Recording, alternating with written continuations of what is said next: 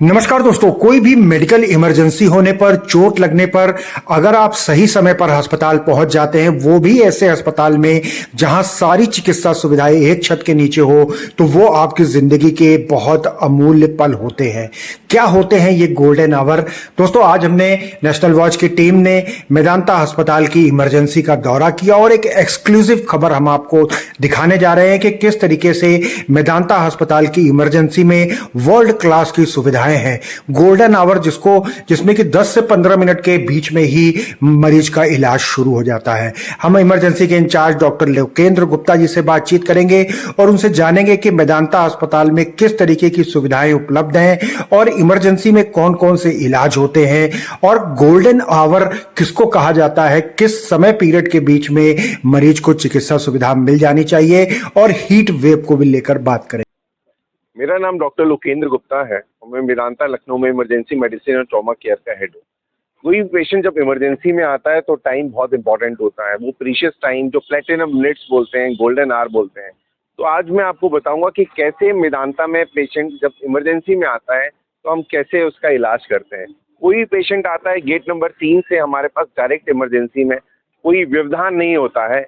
जो इलेक्टिव और ओपीडी के पेशेंट्स हैं उनका रास्ता अलग है, बट इमरजेंसी का जो हमारा रास्ता है गेट नंबर 3 से स्टार्ट होता है और वो डायरेक्ट एम्बुलेंस हमारे इमरजेंसी के पोर्च पे आ जाती है ताकि उसका टाइम बचाया जा सके। पोर्च पे आता है तो यहाँ पे हमारी ट्रांसपोर्ट टीम, नर्सिंग टीम दोनों यहीं पे रहती है।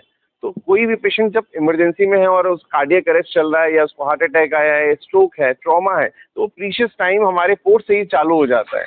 पोर्च में हमारी ट्रांसपोर्ट टीम आती है, हमारा जो नर्सिंग स्टाफ है वो यहाँ पे आता है और यहीं से तुरंत उसका ट्रीटमेंट स्टार्ट होते हुए उसको पेशेंट को अंदर शिफ्ट कराया जाता है।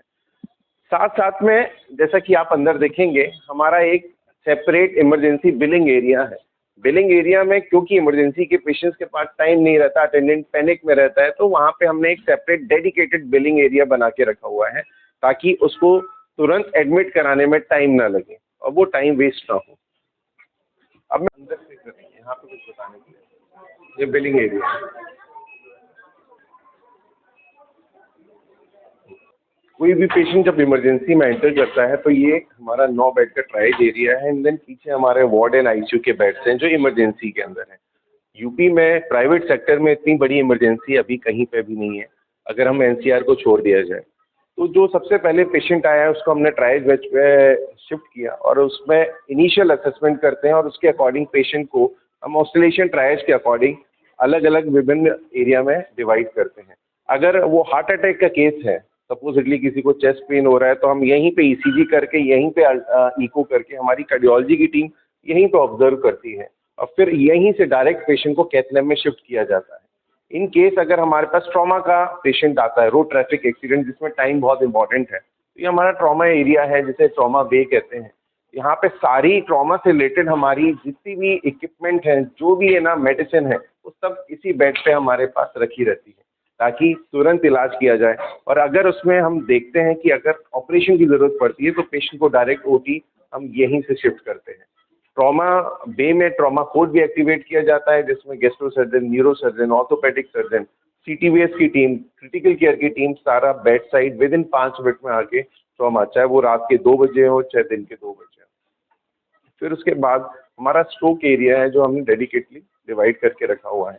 स्ट्रोक मीन्स फालिस लकवा। अगर किसी को लकवा या फालिस होता है, स्ट्रोक होता है, उसमें गोल्डन आवर इनिशियल 4.5 आवर्स बहुत इंपॉर्टेंट होते हैं। तो ये हमने स्ट्रोक एरिया अलग से डेडिकेटेड बना के रखा हुआ है और इसमें हमने सारा जो गाइडलाइंस है, प्रोटोकॉल्स है, वो भी मेंशन किए हुए हैं और उससे रिलेटेड सारी दवाइयाँ, इक्विपमेंट हमने इसी एरिया में डेडिकेटली बना के रखा हुआ है। और ये स्ट्रोक बे का कॉन्सेप्ट कहीं पर भी नहीं है। अगर स्ट्रोक का केस आता है तो हमारी प्राइमरी इमरजेंसी टीम उस पेशेंट को असेस करती है और स्ट्रोक कोड को एक्टिवेट करती है। और स्ट्रोक कोड को एक्टिवेट करने के विद इन 5 मिनट एक डीएम न्यूरोलॉजिस्ट, एक हमारा मैनेजर, जनरल मैनेजर जो पेशेंट के अटेंडेंट को तुरंत एडमिट कराने के लिए हेल्प करता है और विद इन 15 मिनट में पेशेंट का सीटी स्कैन हो जाता है। सीटी स्कैन से ही पता पड़ता है कि आगे का क्या इलाज करना है। ऑब्स्टेट्रिक की इमरजेंसीज होती हैं जो मातृ एवं शिशु जो आप बोलते हैं, उसमें ऑब्स्टेट्रिक के लिए हमने डेडिकेटेड एक ऑब्स्टेट्रिक एरिया बना के रखा हुआ। ऑब्स्टेट्रिक एरिया में वहाँ पे जो हमारी ऑब्स्टेट्रिशियन होती हैं राउंड द क्लॉक अवेलेबल होती हैं और अगर कोई प्रेग्नेंट फीमेल आती है तो उसका इमीडिएट इलाज वहीं पे स्टार्ट हो जाता है। साथ साथ में अगर कोई छोटा बच्चा पीडियाट्रिक या एनआईसीयू मतलब छोटा न्यूनेट आता है, जो न्यूबॉर्न बोलते हैं, तो उसके लिए एक डेडिकेटेड पीडियाट्रिक एरिया भी हमने डिवाइड करके रखा हुआ है। जैसा कि आप देखेंगे ये हमारा पीडियाट्रिक एरिया है, यहाँ पे केवल बच्चों को भर्ती किया जाता है। कोई भी पीडियाट्रिक रिलेटेड इमरजेंसी आती है या छोटे बच्चे की इमरजेंसी आती है तो यहाँ पे उसका सारी सुविधाएं हमने इसी एरिया में पर्टिकुलरली लगा के रखी हुई है, ताकि इलाज में स्पेशली इमरजेंसी में उसका विद इन गोल्डन आवर इलाज कर पाए। और जैसा मैंने बताया तो ऑब्स्टेटिक एरिया जो आपको वो वॉल पे दिख रहा है, वो हमारे ये 2 ऑब्स्टेटिक बेड है। तो यहाँ पे ऑब्स्टेटिक मीन्स जो प्रेगनेंसी से रिलेटेड जितनी भी जो भी इमीडिएट है ना हमें चीज़ें चाहिए पड़ती हैं, वो सब हमने यहाँ पे रखी है। में जो डायलिसिस के केस मतलब जो इमीडिएट जो जैसे किडनी फेलियर बोलते हैं, जिसमें कई बार अर्जेंट डायलिसिस होती है, तो हमारे 2 डायलिसिस डेडिकेटेड डायलिसिस के बेड्स हैं। तो अगर किसी को इमरजेंसी में डायलिसिस की ज़रूरत पड़ती है तो वो एरिया भी हमने डिफाइन करके रखा हुआ है। तो ये मैंने आपको एक छोटा सा वॉक थ्रू कराया कि हम इमरजेंसी में मेदांता में कैसे काम करते हैं।